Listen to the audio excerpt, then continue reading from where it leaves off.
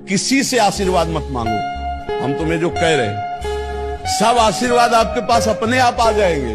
जैसे समुद्र किसी भी नदी की याचना नहीं करता, हर नदी अपने आप गिरती है, ऐसे धर्मात्मा पुरुष के पास हर सुख संपत्ति अपने आप आ जाएगी।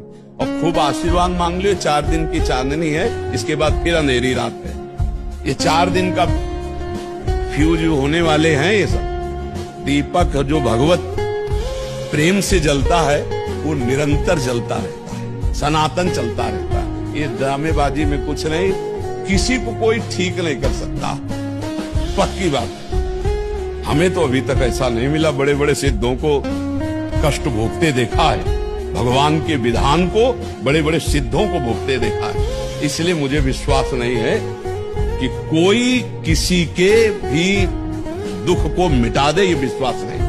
और हमारा शास्त्र कहता है, भगवान के वचन झूठे नहीं हो सकते।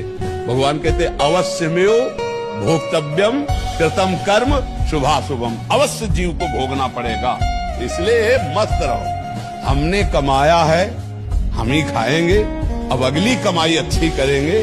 अब पीछे बाजरा बोया है तो हम दूसरे के गेहूं देखकर ललचाए नहीं, अपने बाजरा को खा लेते हैं और अगली फसल हम काजू पिस्ता की बो देंगे तो काजू पिस्ता मिलेगा।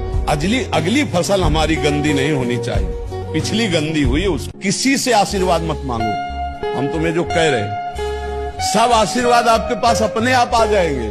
जैसे समुद्र किसी भी नदी की याचना नहीं करता, हर नदी अपने आप गिरती।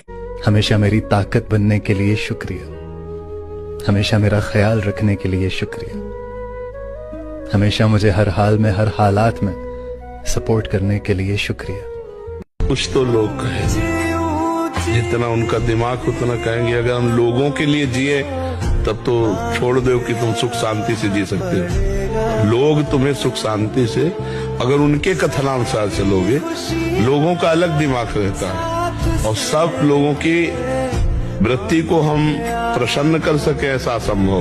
बस्ती में चले, लोग क्या कहते हैं ये हमें मतलब, हमको ये देखना है कि हम गलत तो नहीं है ना। अगर हम गलत हैं, लोग हमको गलत कह रहे हैं तो हमें सुधार करना चाहिए, हमें बुरा नहीं मानना चाहिए। और अगर हम सही चल रहे हैं, तस्मात् शास्त्रम प्रमाणन्ते कार्या कार्यो व्यवस्थितो, फिर लोग क्या कहते हैं इस पे